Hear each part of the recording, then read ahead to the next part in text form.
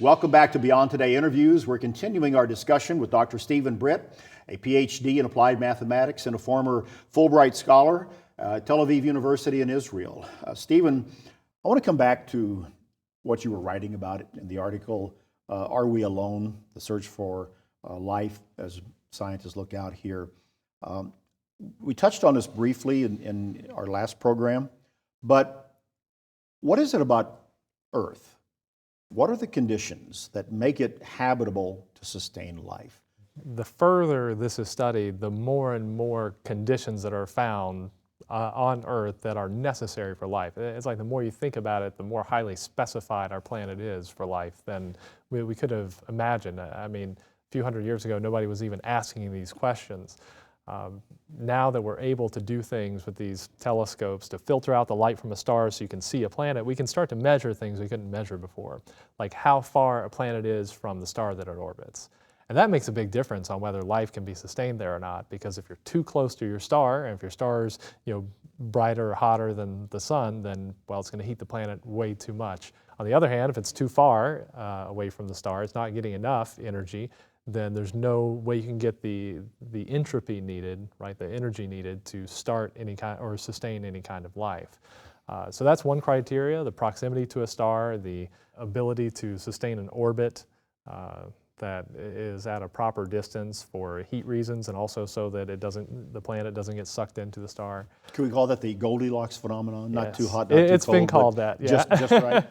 But the reality is there are dozens, if not hundreds, of parameters that are like that. Big ones about the existence of water on a planet. Mm-hmm. The formation of a planet at some point needs to be able to form an atmosphere to protect these nascent life forms if they were going to spontaneously arise on a planet, which personally I don't believe is possible. If they were going to, they'd have to be protected by some kind of atmosphere. So all the conditions that go into having an atmosphere on a planet become conditions for life as we understand it. There are some planets that are what we call tidally locked. Our moon in its orbit around the Earth is like this, where we only ever see one side of the moon. That's why we call the other side the dark side, because the moon is always facing us. So as it goes around, it's constantly turning exactly in sync with the Earth. And some planets do that around their star, so that only that one half of the planet is ever facing the sun. And the other side of the planet's only ever facing away. So even if it's in the right zone or the right distance away from that star, if one side is always facing the sun, imagine if the sun never set, it would get hotter and hotter and it'd be unlivable for most life forms. Yeah. Let's come back to, again, the point of your article that we started with. Your article, spoiler alert, is that we are not alone, that there is a God. So I think we figured out by now we're coming from that point of view. But let's play devil's advocate with the scientists for a moment. Where is everybody? If we've spent all this energy, money, and time looking with SETI, the Search for Extraterrestrial Intelligence programs, and probes and seeking all of this, the obvious question is, where is everybody? Right, and that's actually the question known as the Fermi paradox. The scientists back in the 50s and 60s, when they were starting to really unveil through telescopes the vast scope of the universe and just how big and how many stars there are in it, started to do some calculations, because they were speculating and philosophizing about these same things, whether there is some other life form out there, reaching out for that. And so for a mathematician or a physicist, what do? You try to come up with an equation. So not long after Fermi, who was a physicist, speculated about this and says, well, shouldn't we be running into a bunch of other advanced civilizations if the universe is this big, if there's this many billions, even trillions of stars? At least some of them will have planets, and percentage-wise, it doesn't take a large percentage of stars having planets and a large percentage of planets having the right distance from their star and those things in order to still end up with a large number of planets that ought to be sustaining life if things work as they understand them.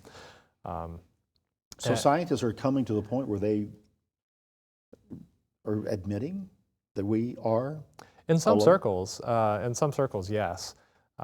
So famously, the Drake equation was the formal follow-up to Fermi's paradox of where is everybody if the universe is so big and it's all just a matter of rolling dice. So the Drake equation was an attempt to formalize that calculation by actually looking at the probabilities, the rate of formation of stars, the percentage of stars that would have planets, the percentage of those planets that would be suitable for life, and even with just very conservative, uneducated guesses at those numbers, they came up with the fact that in our galaxy alone, within the Milky Way, there ought to be on the order of millions of advanced civilizations, comparable or more advanced than our own. And so then once they had done this calculation, they were really like, where is everybody? This is not making sense with what we're seeing. And in the time since then, we talked about the different special conditions here on Earth. They find more and more of these limiting conditions on life and just how special our situation is here, that some scientists are starting to agree with the evidence, which is that we are alone, that there's not other civilizations out there. And then they try to explain, for one reason or another, why that is, whether intelligent civilizations have arisen, but they simply destroy themselves when they get to a certain level of advancement, or all kinds of other postulating, but all of it's meaningless. The evidence is that so far we haven't seen any trace of anyone out there, whereas from the probability standpoint, if they believe life to be so easy to arise as they explain evolution happened here on Earth and all those things, if that were true, we ought to be bumping into these other alien species everywhere we look. But they're nowhere. The reality is, as they come to greater knowledge about the universe and the cosmos, it's mostly space. Yeah, and that's another good point, that if we go out looking for life, you quickly realize that the range of places in the universe you might even find it, you're not going to find it in the empty space, which is most of everything. Yes. You're not going to find it in the black holes. You're not going to find it on or in the stars. You might find it on these few handful of rocky planets that are in the right, that Goldilocks distance from their planet, but even then it just gets so refined in all the things that are needed. If you look at the possible habitable zones out there, even off current understanding, it's minuscule compared to the size of the universe. If you look at all the space between us and the sun right now, that tells you something about it. We only have life on this little ball, the Earth, but the space even in our solar system is vastly, vastly bigger than that. So the overall space that life inhabits is extremely small, and we would expect it to be that way on the scale of the entire universe. You know, when I get in an airplane and fly to Johannesburg, South Africa, that's a long way and a long time on a plane. But when I read these estimates of distance and what it would take for us with our technology to travel, it's impossible. We really, for all the talk of going to Mars or to other places for humans to go, we don't have the technology to do it, do we? No, absolutely not.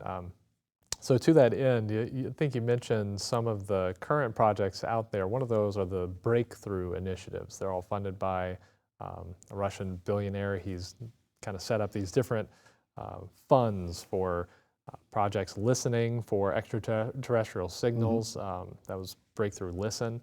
Another one is Breakthrough Starshot, where they're trying to design these small craft, probably about no bigger than your hand, that would be able to travel at 20% the speed of light. And the goal is to propel them by firing a bunch of focused laser beams at them to give them the energy to accelerate to that point, and then they would go to the nearest star to us, Proxima Centauri, which is, I believe it's 4 or 5 light years away, 4 light years away, if I remember right, because at 20% the speed of light, 4 light years will take you 20 years to get there.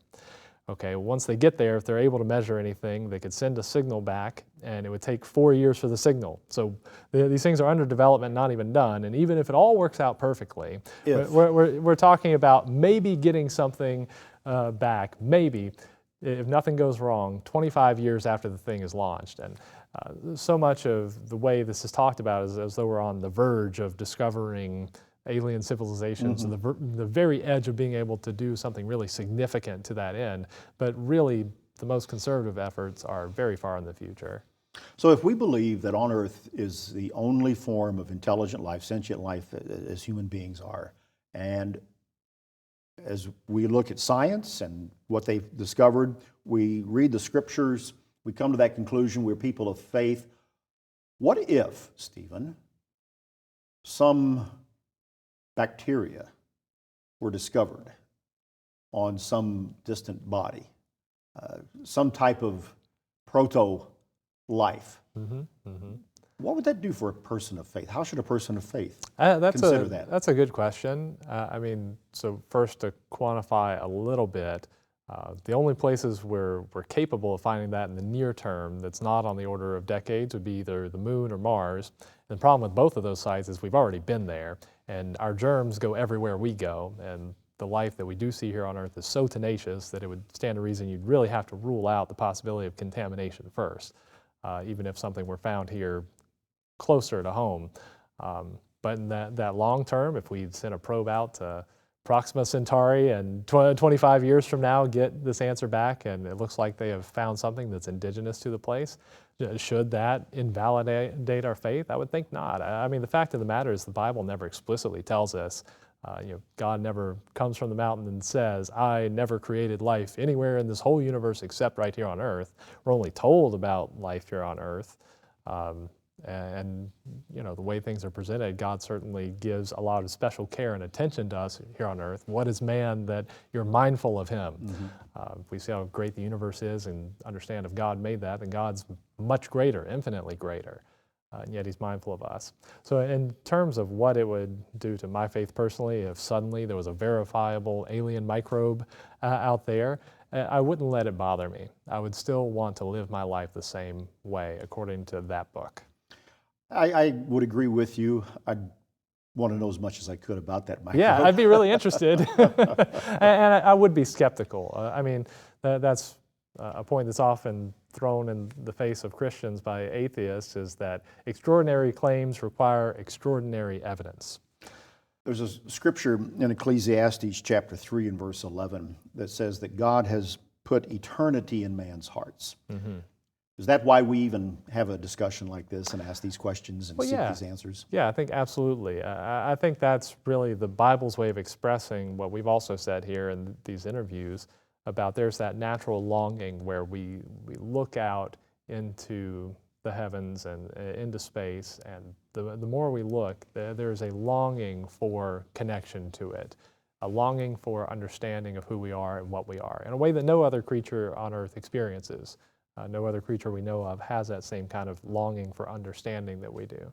So that's how I've understood those words, and actually found it to be a source of truth and a validation of this book as being something divine in origin, that it could penetrate to that level of the human psyche to help us step back and see ourselves. It's like, well, yes, I want there to be something bigger. Why am I like that?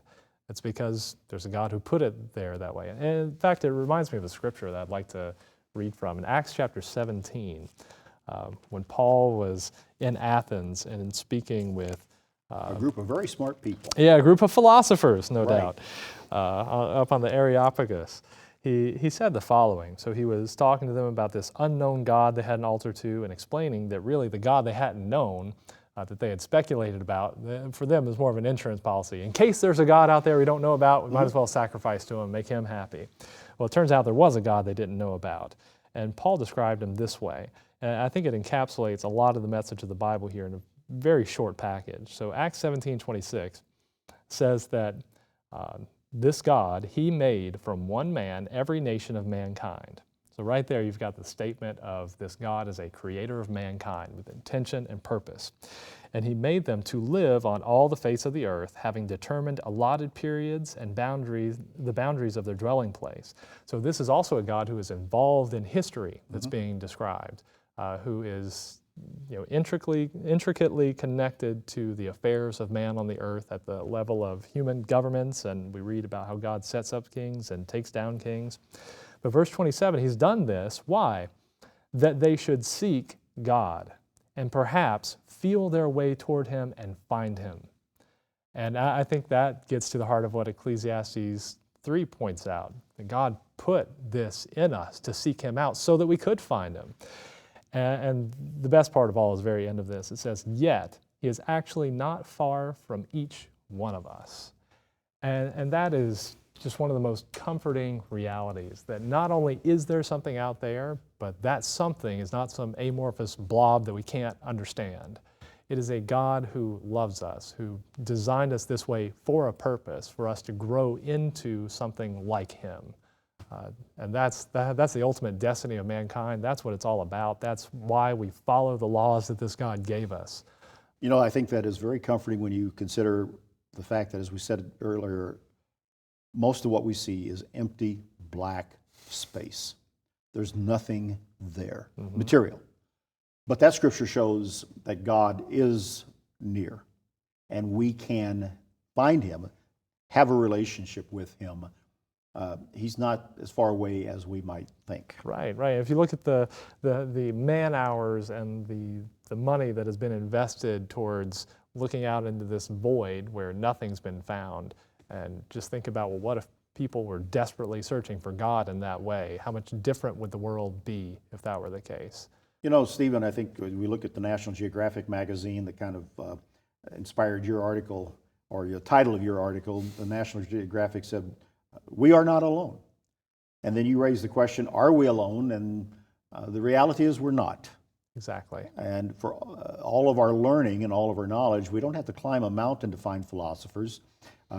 It's right there in the scripture, and a relationship can be established with God that can bring Him very close to us and us into a relationship with Him. I think your article is a good starting point for a study, not just of this field of science, but a deeper study of Scripture to really find out how the two work together to present a holistic picture of God. Yeah, right. And you know, if we want to talk about that whole process that a person would go through, like I went through, that first step is coming to understand that there is a God out there, that all of this didn't just happen this way, that it was designed. It bears the marks of that design. When you start to open your mind to the possibility that there was a God, that becomes the glaringly obvious conclusion, the only one that makes any kind of real sense once you're open to it. And beyond that, it's following what Paul said there in Acts 17, that this is a God who's been involved with history, a God who created man. And we can look back at history and compare it to what we're told in the Bible, which tells us itself that it's a book given to us by God, and that these are the words of God we're reading. And we can evaluate whether those words stand up to history as recorded by men apart from God. And anyone who does that with an open mind and who can look at it objectively will see that especially something like the gospel accounts, it lines up perfectly with what Roman historians tell us from that time period. And the best verifiable histories that we have, the Bible lines up with them. Dr. Stephen Britt, we appreciate you being with us on our Beyond Today interviews, and we look forward to having you back with additional discussions on future articles that you write. Thanks for watching us. You're going to want to stay tuned to future interviews that we do with people who have an insight into what it means to live beyond today and to write and to help people seek a relationship with God. Thanks for watching.